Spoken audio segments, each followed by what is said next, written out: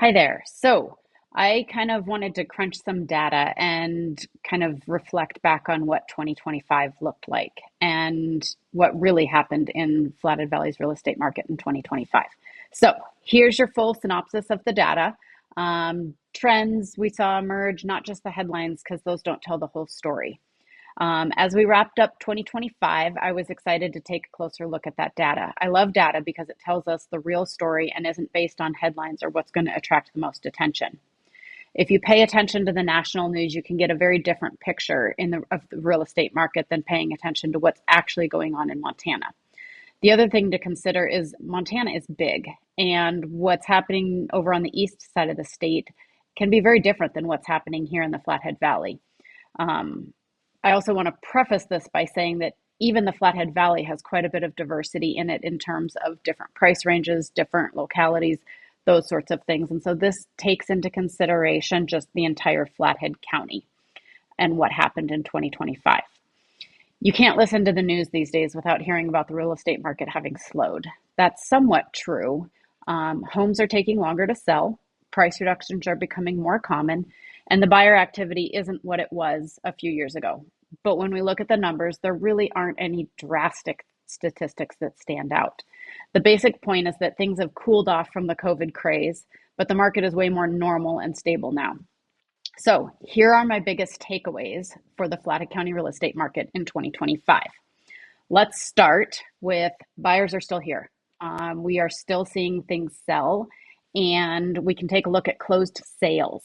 So, let me pull up that. So, there were 1,623 total sales in 2025. The market has seen some changes since the COVID craze is over, where you can see that giant peak.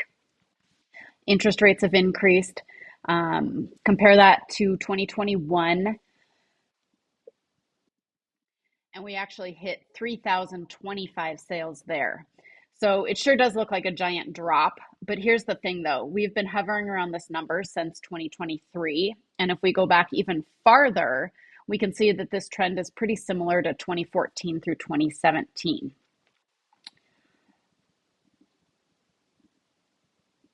So, next thing I want to talk about is price reductions. So, sellers have had to get more realistic with the pricing. And let me pull up the list prices. So, this graph is of the average list price or the average sales price to the last list price. And in 2025, the average home sold for 96.7% of the last listing price. This is important to note that it's the last listing price because our data doesn't provide the original sales price or the original list price.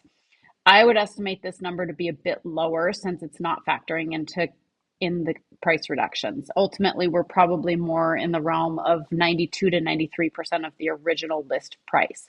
Again, this is also still pretty in line with 2014 to 2020 before the pandemic hit. And we saw that huge blip where the average sales price was actually higher than the list price. So the days of testing out the market are gone.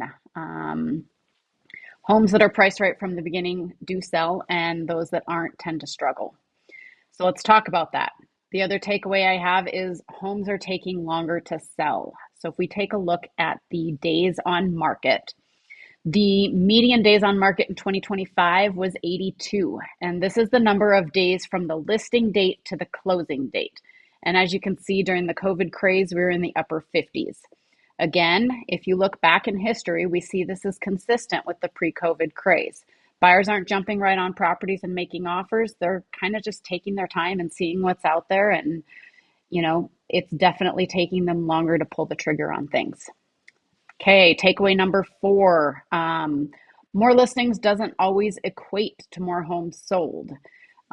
We ended 2025 with new listings being at 2,686. This is up from the low we saw in 2023 when mortgage rates rose. So if we pull that up, we can see that low point in 2023. In 2023, there were just 2,292 new listings. So we are seeing the number of homes for sale tick up from there. We still aren't back to pre-COVID numbers though. So inventory still isn't up there. We are also seeing, and this doesn't really take this into consideration, but we are seeing a lot of withdrawals, canceled, expired listings where people decided just not to sell their house. Let's talk. Now, number five takeaway, prices are still elevated but are stabilizing. So the median sales price in 2025 was 640,000.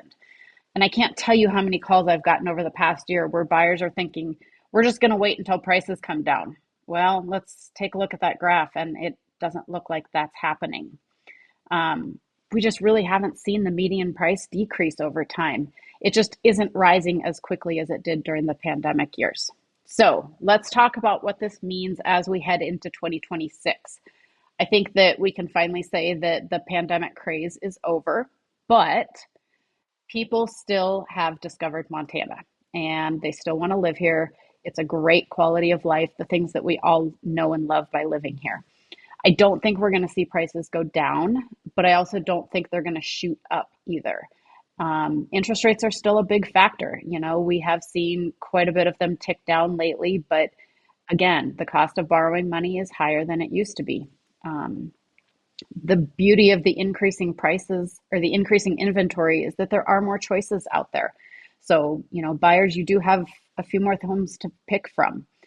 I don't think waiting it out as a buyer is going to be a smart decision, but you know, again, I don't have a crystal ball. I also think that getting realistic with your needs and wants as a buyer. So the perfect house probably isn't out there. And what you need to do is kind of prioritize what you are really looking for in a home. And hopefully we can find something that ticks a lot of those boxes. And sellers, what does this mean for you? You can still sell your home. It's just not as easy as it was during the pandemic years. This isn't just a list it and see the offers flood in.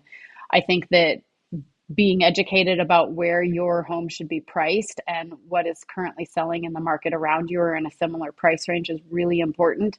The other thing that's important is doing a little bit more pre-listing work. So we want to identify some of the things that can come up during the sales process because buyers have been really picky. And if a home inspection comes back and there's items on there, a lot of times they're not even just asking the seller to fix them. They're just going and moving on to the next home. So if we can get ahead of some of those things and make the process a little bit more smooth for the buyer, the chances of us getting to the closing table are probably significantly higher. So there you have it. There's my five takeaways from the 2025 real estate market and heading into 2026. As always, if you have questions about your particular home or price range or any other market segment, please don't hesitate to reach out. Have a great day. Thanks for watching. Make sure you click the subscribe button so you don't miss out on any new videos. And if you have a topic you'd like me to cover, drop it in the comments below.